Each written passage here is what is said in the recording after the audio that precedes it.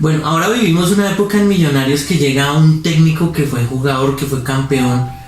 ¿Cómo lo ve usted desde esa mirada de figura de Millonarios, de leyenda de Millonarios?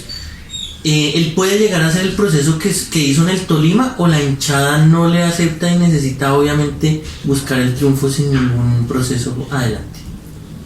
Bueno, él explicaba con respecto a eso, y yo me imagino que cuando a él le proponen Millonarios debe comparar los jugadores línea por línea, jugador por jugador, que tiene en Ibagué y en Millonarios, y ver las posibilidades que tiene, ¿correcto? Porque él tiene jugadores competitivos en Tolima, tenía jugadores competitivos en Tolima, ¿cierto? Lo que, comparando acá, aunque las comparaciones son odiosas, pero hay que hacerlo, son mucho más competitivos tus jugadores en todo, en lo que muestran en la cancha, en la actitud, en todo eso. Entonces, de ahí me parece que si hubiera sido yo, no tomo esa decisión. Se queda en Ibagué. Me quedo en Ibagué. ¿Y qué considera usted que le falta a Millonarios? Técnico, jugadores, directivas, ¿qué le pasa? ¿Qué le falta al equipo? Bueno, ahí sí es muy complicado, ¿no?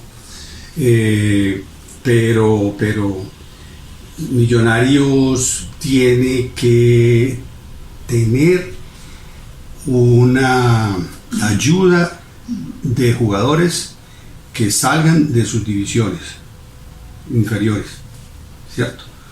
Y a esta cámara les explicaba a ustedes que desde el año 80 o antes del 80, Millonarios no saca jugadores de la talla internacional y jugadores que lleguen a tener la calidad, el peso y la personalidad de jugar a nivel de selección nacional.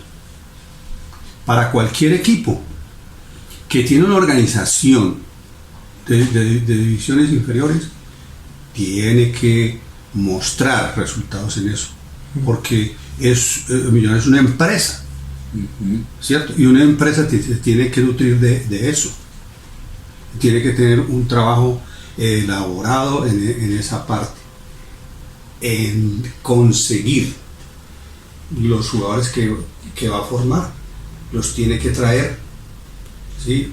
Los tiene que encontrar en Bogotá o en sus alrededores, los tiene que traer de donde estén y hacer y sacar jugadores de talla, que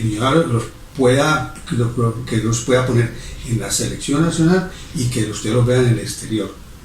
Lo necesita para sostener aquí el campeonato como base y para hacer empresa, ganando dinero, vendiendo, sacando jugadores para el exterior, vendiendo en el exterior, porque eso es los precios que los jugadores tienen en este momento, es una base, y con eso usted va a comprar buenos jugadores hechos ya en el mercado, ¿cierto? Porque hay muchos jugadores en el mercado, pero ya no tiene con qué comprarlos, no tiene el poder adquisitivo que tiene Nacional para comprar ese tipo de jugadores, ¿cierto? Y Millonarios necesita en este momento gente con la capacidad de interpretar cuáles son los jugadores que hay en el mercado competitivos. Que eso es como que un tipo de cazatalento. Eso es un equipo. Sí. Es un equipo. Que una parte son los cazatalentos y otra parte los que están en el mercado profesional. Que diga, ese jugador es para Millonarios porque tiene la personalidad. Ese jugador le va a jugar aquí, se va a poner la camiseta de Millonarios y no le va a dar. ¿Por qué ocurre eso? No, de que llegan jugadores que uno ve, no voy a nombrar equipos, pero los ve uno y, oigan, y llegan a Millonarios y como que esa camiseta les pesará 3 arrobas. Y uno dice, pero este tipo así hace, ¿y por qué aquí no? ¿Qué sucede? Porque pesa tanto. Pesa muchísimo, porque la capital, porque es jugar en un equipo con una afición muy voluble, porque pues, es una afición que hoy está contigo y mañana te voltea, ¿cierto? Que te van a exigir. Está una prensa deportiva que es destructiva en muchos casos, y mucha, porque aquí está toda. Sí. Te va de Ibagué, no hay nadie, pero aquí están todos, y está la televisión, y está todo, y eso pesa. Sí. ¿Cómo vivió esa etapa del periodismo cuando fue jugador? No, La relación con el periodismo. no, cuando pues fui jugador y todo eso, cuando fui jugador estuve en la primera etapa y todo eso, pues era esa etapa en que a ti te dimensión. Eso es, ¿sí o no? Eso pasa acá, que es una cosa mala.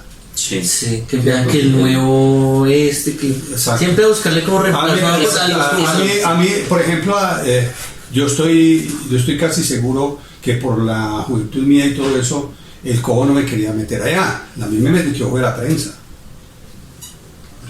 Sí, por ejemplo, porque que Brani y toda la cosa, y de Millonarios empezaba todo en ese momento. Claro. Ya yo después comienzo a ya ser como una figura, tuve como la que digo yo, la osadía, digámoslo, de entrar a estudiar a la universidad. La universidad te cambia, la universidad, ¿cierto? Sí. Y yo entré a una carrera que es economía, donde estás viendo muchas cosas de materias sociales, ¿cierto? De economía, historia de economía, de sociología. Entonces tú comienzas a madurar muchas cosas. Entonces ahí yo comienzo a volverme a hablar, que es el pecado que comete un deportista aquí en este país. O sea, si tú hablas en favor de todo, pues eres y te puedo poner todos los casos que sea. Te puedo poner todos los casos que sea, que son todos los deportistas que están ahí y son ídolos, y los sobredimensionan y son ídolos y son los referentes y los ejemplos a seguir. ¿Sí? Correcto. Pero cuando tú hablas, y cuando se llegó la época de que Colombia iba a ser la sede del mundial, ¿cierto? Entonces yo opiné, porque así lo sentía, porque así lo había visto en mi concepción de la universidad, que eso era un negocio para uno, sino como lo estaban mostrando, que iba a ser algo para masificar el fútbol y toda la juventud y que no sé qué. Cuando sabemos pues, que el fútbol es un negocio, y quienes iban a aprovechar de eso eran las personas que estaban ahí, que yo mencioné, ¿cierto? Entonces, obviamente, como después no le dieron la sede a Colombia, entonces esa factura se la empezaron a cobrar. me la cobraron. Sí, claro. Tiene que ser así, ¿cierto? Claro que sí. A otras personas las matan, a otras personas se las cobran. Entonces, durante el gobierno del señor Turbay Ayala, en el Bogotano sale un título a todo: Alejandro Orán pertenece a la guerrilla. Sí. Como esa era la época de las torturas, yo me fui y hablé con la señora Consuelo Montero, que era la directora. Digo, ¿cómo así que este título que sale acá? Entonces ella me dice: Lilia, eso tienen al señor Duplaya, y le ofrecieron sacarlo para que él declarara que usted pertenecía a la guerrilla. Ah, caray. A la guerrilla. O sea, me iban por declarar y ese tipo de cosas. Grave. Y ella dijo: mire Alejandro, a mí me tienen acusada de que yo en mi finca tenía arma de uso privativo de las Fuerzas Armadas, y a la señora Consuelo la metieron a la cárcel como cualquier delincuente, a la Buen Pastor, ustedes no la conocieron, pero es una persona valiosísima, Sí. una señora. Imagínense meter a una persona de esas intelectual, una Sí. persona de esas tan decente, meterla a la cárcel. Como cualquier delincuente, 2 años allá. Eso es terrible. Entonces, ese fue el problema aquí cuando yo fui a ser técnico. Entonces dijeron, ese señor no va a ser técnico. El señor no va a ser técnico. Y esa era la consigna. No va a ser técnico y no va a ser técnico. Pero Arturo, mire que no llegó a ser técnico, pero él estuvo en un cuerpo técnico que fue muy recordado en Millonarios. Sí, señor. Sí, entonces cuando yo llego a Millonarios, que el señor Popovic me dice, el asistente mío, yo creo que es Alejandro, ¿sí? Cuando yo me siento ahí, ya me di cuenta. ¿Y por qué lo llama él? No sé. Yo estaba en mi escuela, porque le dijeron a él, mira, allá en el terreno de enfrente, allá tiene la escuela Alejandro. Pero ¿por qué no lo llaman? Él no había visto jugar. Yo creo que sí, claro, porque él fue técnico de Cali, del Cali. Sí, en la época que usted estaba jugando. Sí, Y yo no me acuerdo en qué época, Sí. pero algo así. Sí, claro, él sabía quién era. Esa es la anécdota. sí. ¿Y cómo fue el trabajo con él? Pues el trabajo fue, digamos, estaba aprendiendo mucho, porque yo entré a aprender, ¿correcto? Ese año yo trabajaba con algunos jugadores más que todo en movimientos como ofensivos, como lo que yo hacía, ¿no? Ajá, correcto. Entonces, por ejemplo, yo cogía a los volantes de contención, lo que llaman la contención, Sí. como por ejemplo el Duque. El Duque de esa época era Bonner Mosquera. Sí. Y yo le decía, y Jesse Ajá. Mosquera. ¿Sí me entiendes? Entonces yo le decía, yo trabajaba con Bonner Mosquera y le decía, Bonner, entonces usted es volante, pero tiene que tener desdoblamiento ofensivo. Él no tenía eso en su mentalidad, ¿cierto? Entonces comencé a trabajarlo. Él ese año, porque yo estuve en el 94. Yo estuve en el 94. Ese año hizo 7 goles. ¿Usted sabe lo que es un volante? Un volante de primera línea. Con trabajo. Hacer Sí. 7 goles. Y yo le llevaba todas las estadísticas. Tuvo 7 goles y 12 oportunidades de gol. Llegando, acompañando con lo que se había hecho. Ajá. Entonces, eso es la mentalidad. Claro. Porque eso es el fútbol. Por supuesto. Entonces usted pone a ver los jugadores ahora, entonces le dicen, ¿usted cuándo ha visto que Duque llega y acompaña? ¿Cuántos goles ha hecho? Sí. No, y les da hasta como temor, ¿no? Exacto, Pero les da- porque les dicen, usted se queda aquí porque Es que el como fútbol que les es mantener venden, el cero y exacto, ya. es que como que les venden como les parcelan el campo. Sí, claro, Entonces, el fútbol usted está en- este es un pedacito de campo y ahí Y tiene- ahí, Sí. y ahí entonces tiene que moverse en eso. Porque es que nos atacan. Bueno. Pues yo le decía a Bonner, es que el jugador, cuando usted se va al ataque, el jugador tiene que venir a cubrir a usted, es que eso es lo lógico. Porque es un equipo. Nadie se va a quedar esperando. Exactamente. Porque en el Exactamente. fútbol, Alejandro, si usted tuviera la posibilidad de rejuvenecer, revivir a un ex compañero suyo o a algún jugador que usted vio de la época de los 80, que le pueda solucionar la vida a este Millonarios del 2020, ¿a quién traería?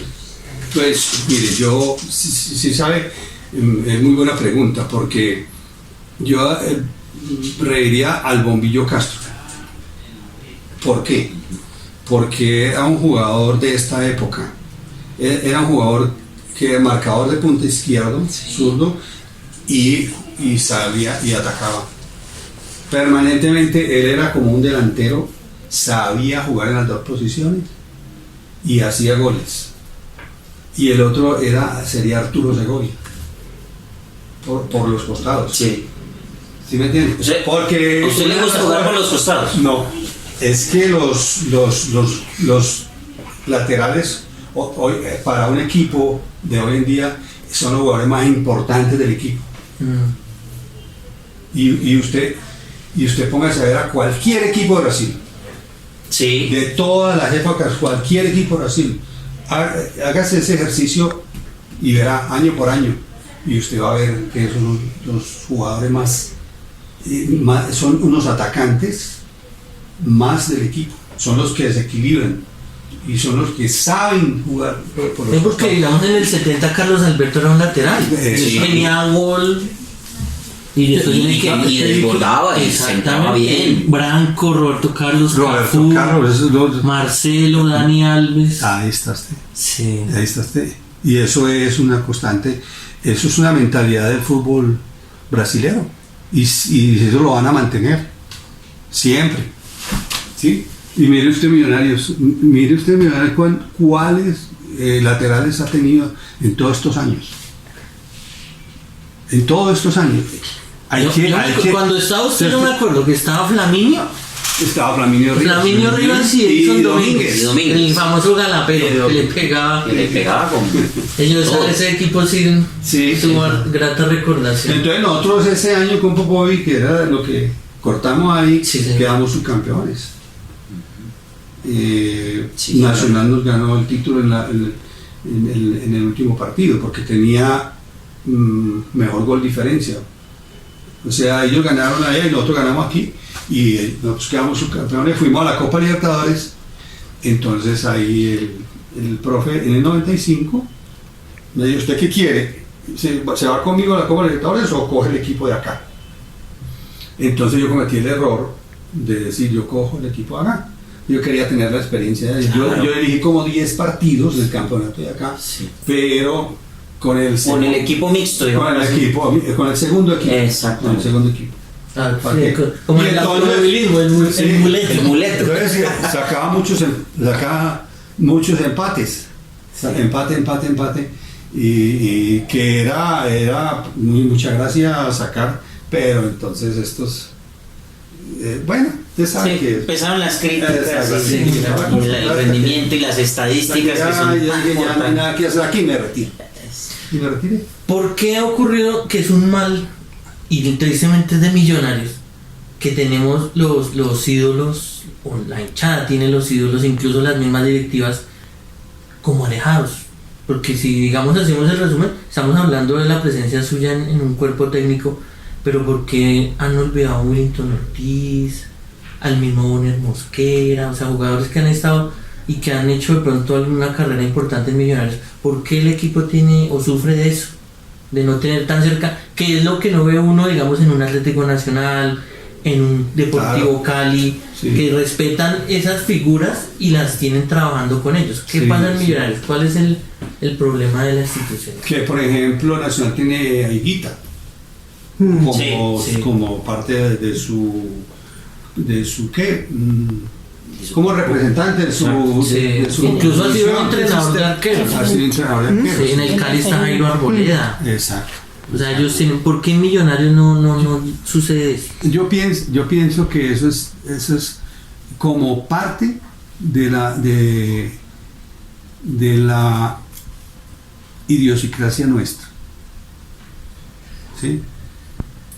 Porque aquí somos siempre de momento, del momento de actuar, y lo demás como desechable.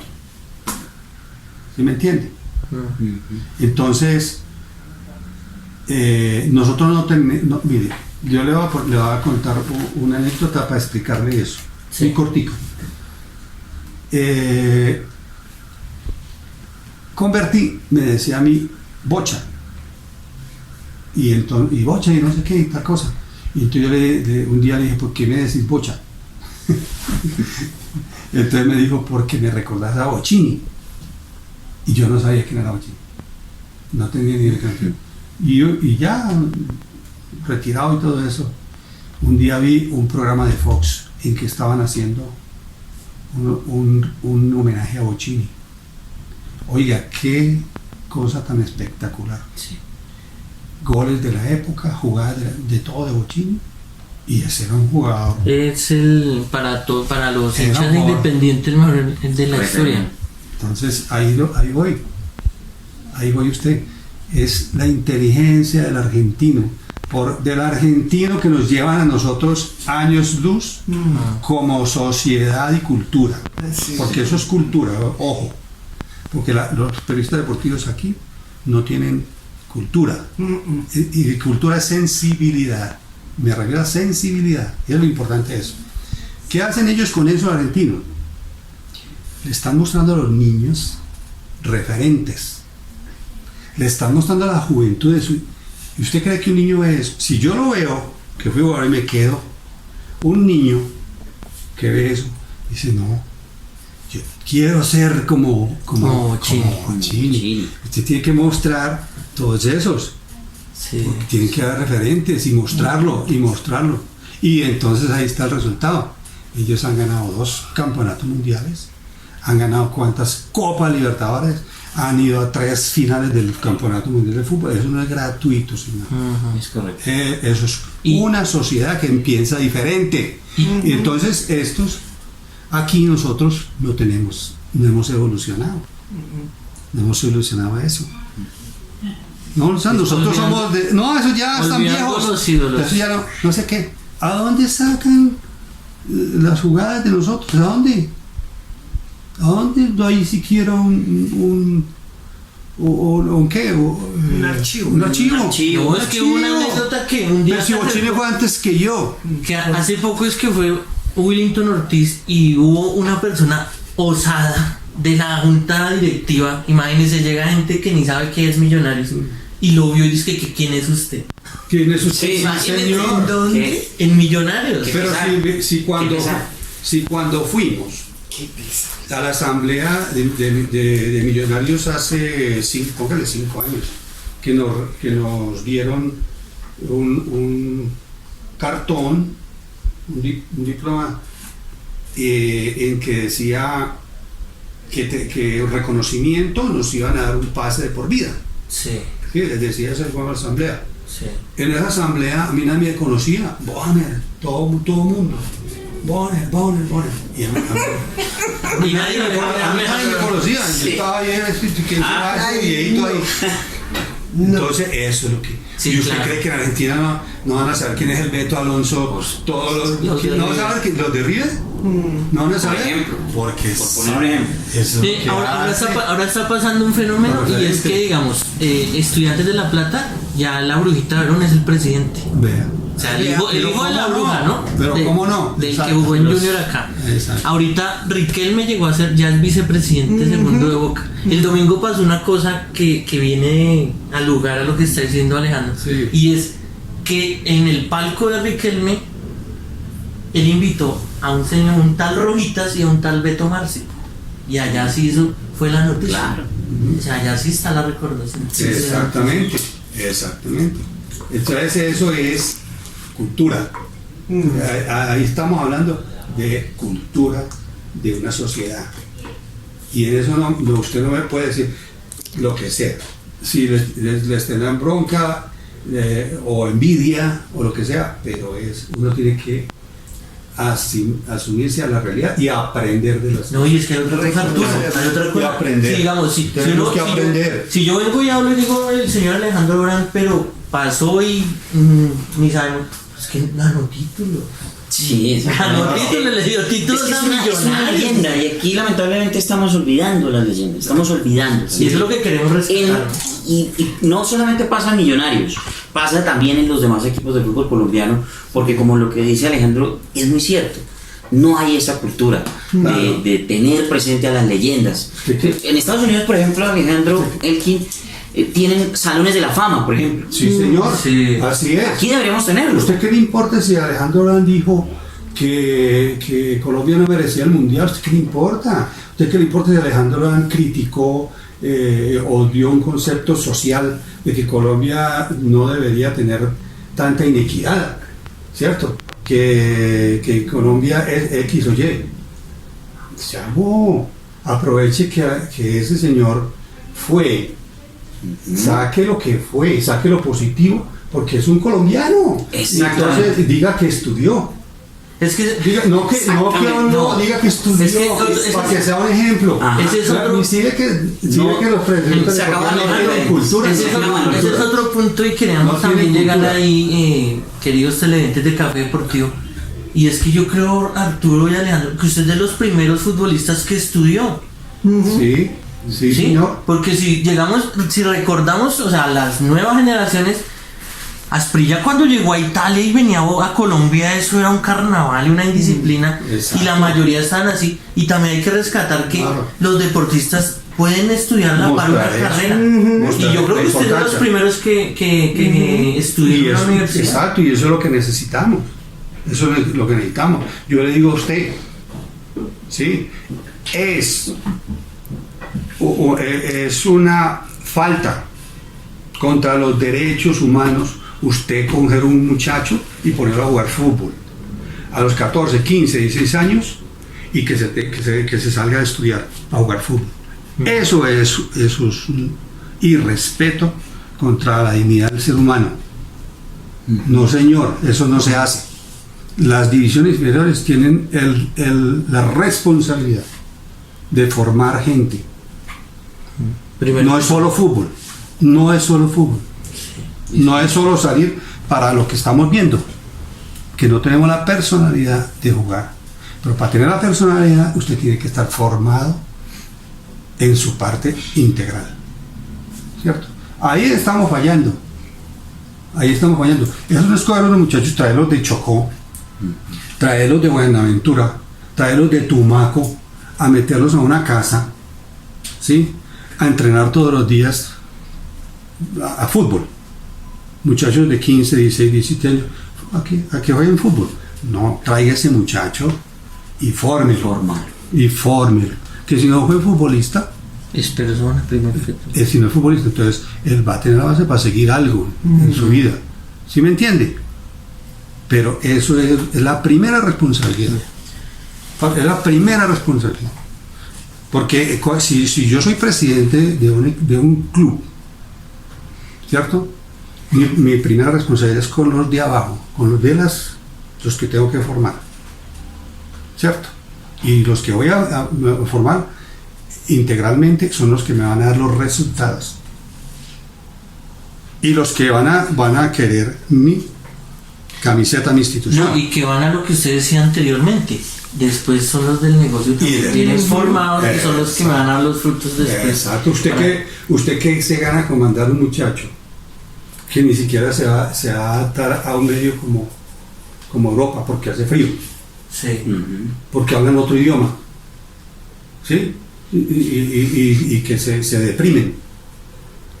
No, eso no es así. Pues queridos amigos, es la palabra de Alejandro Brandt, la leyenda viva de Millonarios, uno de los referentes, ahora que estábamos hablando de la falta de los mismos en el fútbol profesional colombiano. Repito, para nosotros es un gran honor estar con él, y Alejandro, por favor, regálenos ese mensaje para la juventud, para las futuras generaciones, no solamente en el fútbol, sino para todos los deportistas que quieren seguramente tener o dejar un legado, y pues qué bueno que una leyenda como usted les dé ese mensaje.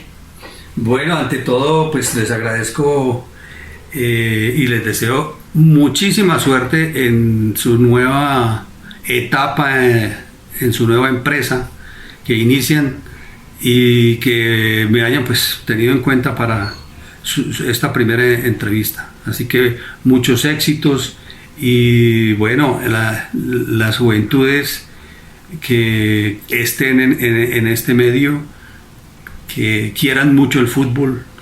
Y es un deporte lindo, es un deporte apasionante, que si lo toman se dediquen, como hablamos en la entrevista, que estudien, siempre estudien. Yo pude hacerlo y me enorgullezco mucho de haberlo hecho. Me cambió como persona, ¿sí? Me dio muchas bases para seguir en mi vida después de tantas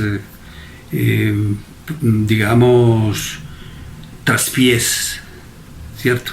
Después de tantos retos que me puso la vida. Y bueno, yo soy una persona que me considero que soy feliz, que disfruto de las cosas, que estoy agradecido con todo lo que me pasó, lo bueno, lo malo, porque la vida es así, hay que saber enfrentarse y prepararse. Así que, bueno, muchas gracias. Y a todos ustedes, queridos seguidores, pues un abrazo y esperen más sorpresas porque seguramente vienen muchísimos más invitados. De parte de Elkin González, soy Arturo Vargas Mendoza y sigan en nuestro Café Deportivo y por supuesto con este ciclo de personajes especiales. No se les olvide, nos encuentran en Twitter y en Facebook como @Café Deporticol. Un abrazo y será hasta una próxima oportunidad.